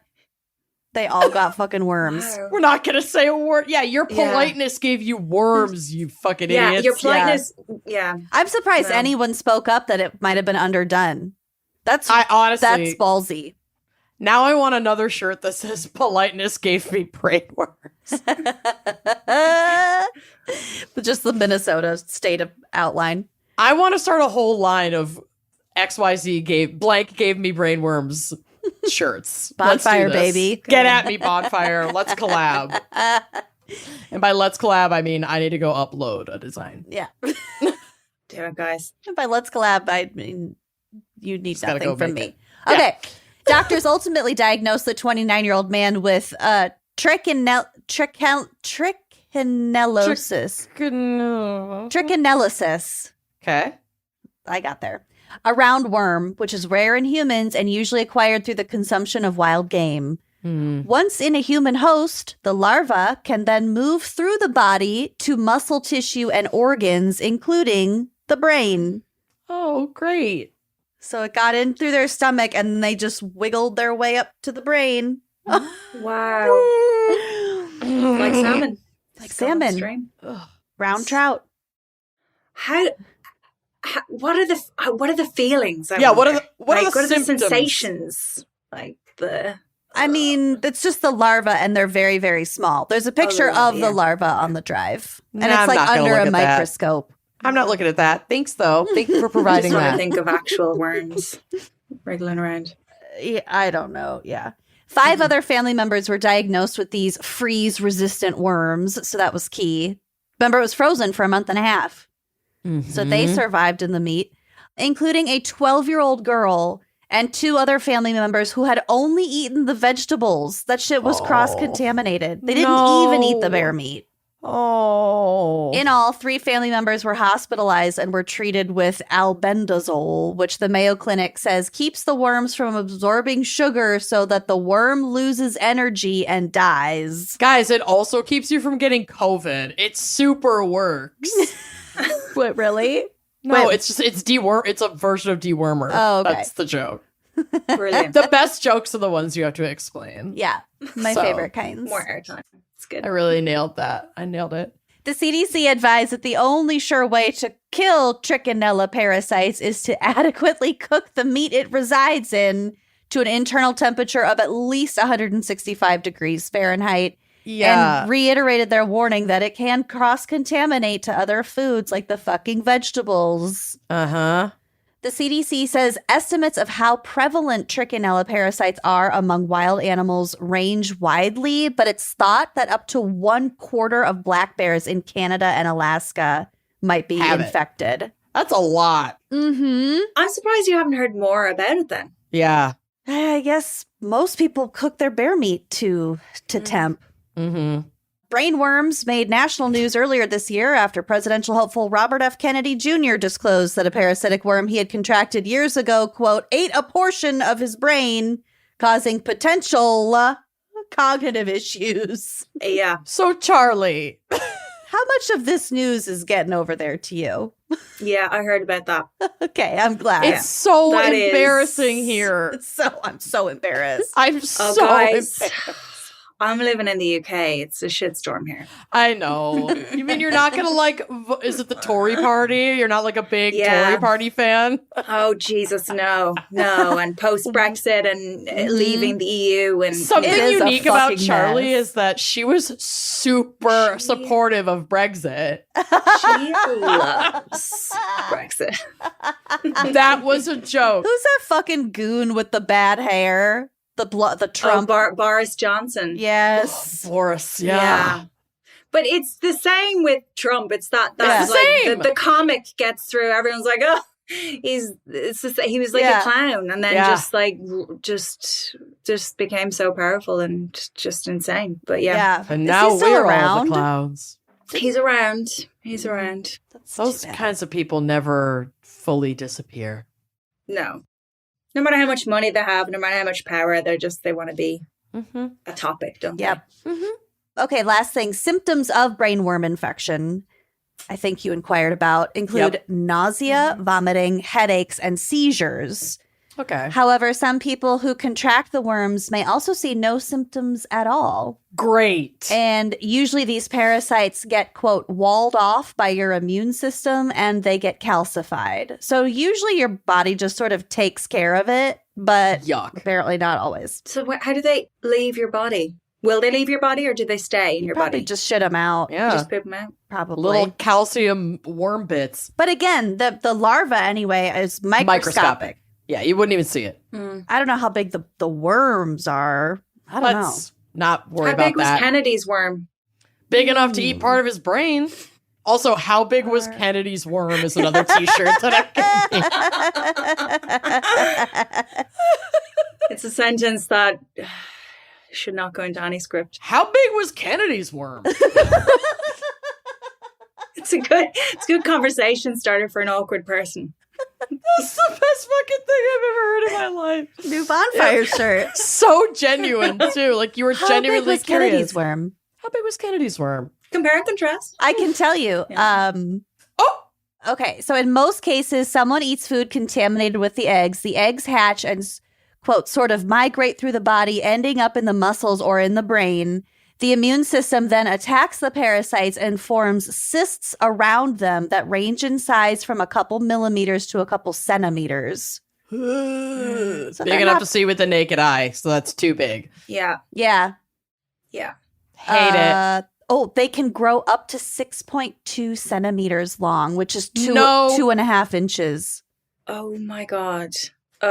That's so big. Females are darker brown to red to black in color and up to 3.5 inches long. Cool. They're thread-like. Oh. So there's male and female. I thought they were like the same, like both sex, no? Apparently not in these worms. Some worms are sort of like Yeah. ungendered, but Yeah. Yeah. adult male worms are greenish Wow. yellow in color. And so the females are like sexy red and black and longer. Stunning. Moulin Rouge. Mm-hmm. Yeah, I hate it. Okay. This is fun. Next. I love worms. I know you do. They're so cool. Okay.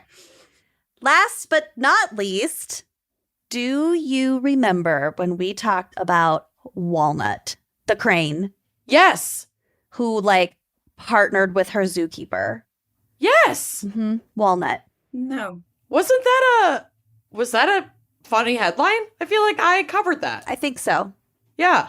She imprinted on her keeper. On her zookeeper. So there's this crane at a zoo. Yeah, she like fell in love with this specific zookeeper and they're like together. They like Not each sexually, other. but In like, a biblical sense? not like biblically, but like They know each other. but like maybe.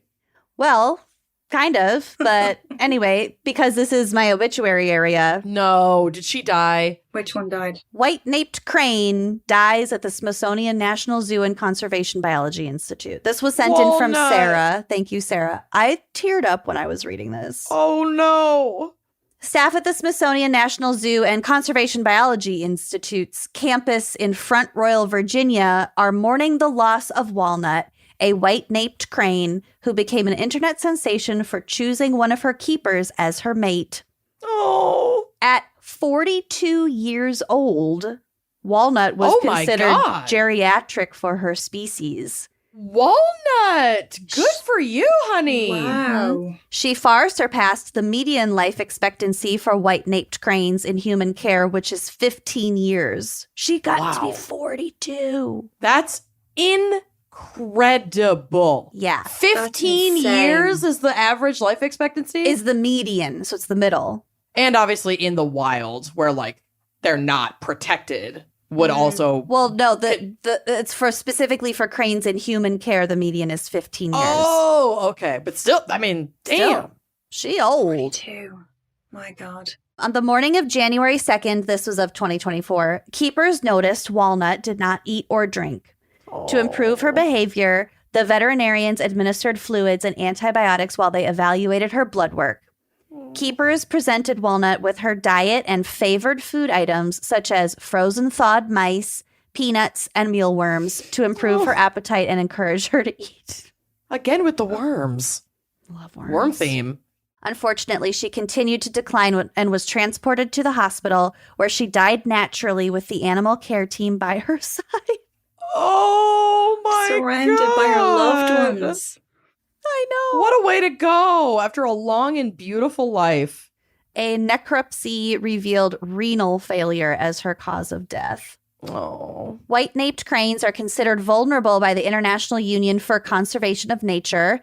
Today, less than 5,300 remain in their native habitats in Mongolia, Siberia, Korea, Japan, and China due to habitat loss, pollution, nest predation, and poaching. Oh. They are beautiful. They are beautiful. Leave them alone. In the early 1980s, Walnut's parents were taken from the wild illegally and brought to the United States. They were later rescued by the International Crane Foundation in Wisconsin. There's a Crane Foundation. Walnut hatched in Wisconsin in summer of 1981 and was named after a local restaurant's popular walnut pie. That is so Wisconsin. Totally. Because she was hand-raised by people, Walnut imprinted with her caretakers. Oh. As the offspring of two wild-caught cranes, Walnut's genes were not represented in U.S. zoos. This made her the most genetically valuable crane in the North American population at the time. Wow. The Association of Zoos and Aquariums Species Survival Plan, or the SSP, Ooh. scientists... those scientists... So what? So fucking stupid. Anyway, keep going. Those scientists determined which animals to breed by considering their genetic makeup, nutritional and social needs, temperament, and overall health. This made several breeding recommendations for Walnut. However, because she was imprinted on humans, she showed no interest in breeding and even attacked potential mates. Good for her. She has a type, and that Favor type off. is human. And that type is not trying to fuck her. Yeah. Good for her. In September of 2004, Walnut arrived at the Smithsonian Zoo's Virginia campus, where scientists regularly breed cranes that have behavioral or physical limitations by using assisted reproduction techniques, including artificial insemination. So when you say she didn't have sex with her keeper, Oh. that's up to interpretation. Got it. Oh, okay. By observing and mimicking how other male white-naped cranes interacted with their mates during breeding season, birdkeeper Chris Crow, I remember freaking out about this. gained Walnut's elusive trust. He pair bonded with her by flapping his arms in a manner similar to the species' unison dance, offered her nesting materials, and brought her food. So he was courting her. Yeah, this is the way to a woman's heart. He was doing a dance. Mm-hmm. Nesting materials. Do a dance, build me a house, feed me. Take me to Home Goods. Is it that hard? Cook me a pizza. Yeah. Yeah. That's what he did. Once she was receptive to breeding, Crow was able to use sperm collected from a male crane to artificially inseminate Walnut without the need for physical restraint. How do you crank a crane's hog? I don't know. I To doubt get their the hogs sperm. are that big. I mean, I want and don't want to know the answer to that Yeah, question. So. because like she was obviously ready for a bit of action. Crane penis. So, but you got to get the sperm. He had a baster ready to go. Did you just Google how to jack off a crane? I'm looking at a crane penis. Oh, they're Oh my not cute. No, bird dicks are Of course, fucking yeah, how do you- wild. Yeah, they're really gross. And they're often they're like barbed or like hooked or yeah. Pig dicks are curly like that too. Oh, Jesus. They're Is it curly? No. I can see a chicken, a quail, a duck, and a goose. Goose They're has a probably big similar. dick. And the other ones just look like chewed up bubble gum. A quail dick is embarrassing. That's really pathetic. Quail dick is embarrassing.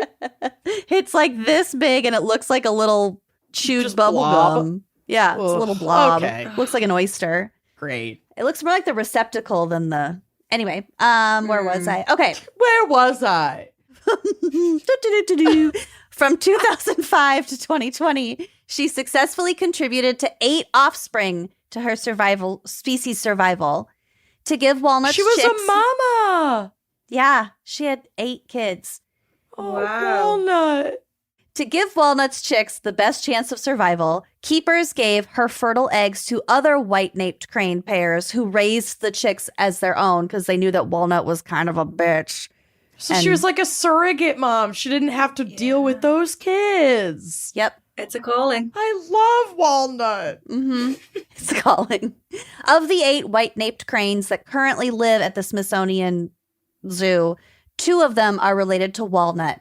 Her first chick, an 18-year-old female named Brenda, Oh, and Brenda's... My middle name. it Is is. Cute. Oh. I think you were named after this bird. This is the part that made me cry. Oh, God. Okay, so 2 are related to Walnut, the 18-year-old Brenda, who's her daughter, and Brenda's 1-year-old female chick, who has not received a name yet. Oh, she's so young. I don't know why that got me. She'll never Brenda know her just hasn't birth made her mother. mind up. Maybe Lucy, Brenda. Yeah. name her. I want Junie her to be Jr.. Walnut too. Walnut Jr. I named her after my mother. Walnut. Walnut. Like nutmeg or something. No- oh, nutmeg. That's so cute. All right, well, that's this bird's name now. So don't worry, Lucy. She has a name, Thank you. and it's Nutmeg. Many of Walnut's chicks have reached adulthood, and several have successfully bred naturally and cared for offspring with their mates. Good for them. Quote, Walnut, this is according to Crow, Walnut was a unique individual with a vivacious personality. She was always confident in expressing herself, an eager and excellent dancer, and stoic in the face of life's challenges. I'm a Eager little and excellent. uncomfortable with how much he's humanizing her after inseminating her many times. Well, Yeah, he's really painting scenarios, isn't he? He kind of That's- is. He's learned He's very a lot much playing into the relationship in almost Yeah. a creepy way. well, he goes on to say, I'll always be grateful for her bond with me. Walnut's extraordinary story has helped bring attention to her vulnerable species' plight. I hope that everyone who is touched by her story understands that her species' survival depends on our ability and desire to protect wetland habitats. Oh. Wow. So there's more about the Smithsonian's National Zoo and Conservation Biology Institute. So if you're curious, you should definitely look that up and swing for the fences, Walnut. You were so sweet. I love her. Rest in peace. 42? 42 fucking years old 42. for a My white-naped God. crane in human Wow. captivity. To Walnut. To Walnut. Walnut. A big Wow. old Stanley. Ow, my wrist. All right. Well, that's about sums up our program today. It definitely does. Charlie Murphy, thank you so much for joining us. Tell the people where they can find you, what you're doing. Mm-hmm. What are you up to? Outside your house, probably. Lighting my porch on fire. Exactly. What am I up to? I've just finished a job. When I was chatting to you guys, I was in Amsterdam. We were filming there. It's by the writer of Ozark, Mark Williams. It's a Oh, It's a new sick. show called Safe Harbor. So we've just wrapped. So, I mean, that's going to come out in a couple of months, I'd say. And Cool. yeah, lots of nice, fun projects coming up that, Cool beans. everywhere, all around Europe. Yeah. So I lots love of it. traveling and lots of fun adventures ahead. You got social Well- media? Sure do. Yeah. Charlie, what is it? Charlie Murphy Actress, Instagram. You nailed it. Yeah. Very lovely. There's no, that's it really. Yeah. I love it. All right. Well, I hope you enjoy the rest of your little break. And yeah, thank you Thank so you. much for joining us Oh, that today. was so enjoyable. Thank you so much. And yeah, I'm just so happy I got, one of the coveted poo stories in there. I mean, it's always a blast. And we can't wait to watch you on our TV screens very soon. Mhm. Again, Thank you. for the millionth time. Well, I'm ready. Great. thank you, listeners, for listening. And if you have any Coven Confessions or Coroner Corner or funny headlines, definitely send them to us. You can find out more at our contact page on our website, wineandcrimepodcast.com. And we will see you next month. Bye. Bye. Thanks for listening to Gossip at the Corpse Cart, presented by Wine and Crime. Our cover art is by Danielle Sylvan. Music by Phil Young and Corey Wendell. Editing by Jonathan Camp. Our production manager is Andrea Gardner. For photos and sources, check out our blog at wineandcrimepodcast.com. You can follow us on all the socials at Wine and Crime Pod. If you have funny headlines, Coven Confessions, or obituaries to share, email us at wineandcrimepodcast@gmail.com. Episodes are available on Apple Podcasts, Spotify, wherever you get your podcasts. If you like the show, please rate, review, and subscribe on Apple. It is the best way to spread the word. If you'd like to show your support and get access to all sorts of wine-fueled bonus content, visit our Patreon page. Cheers!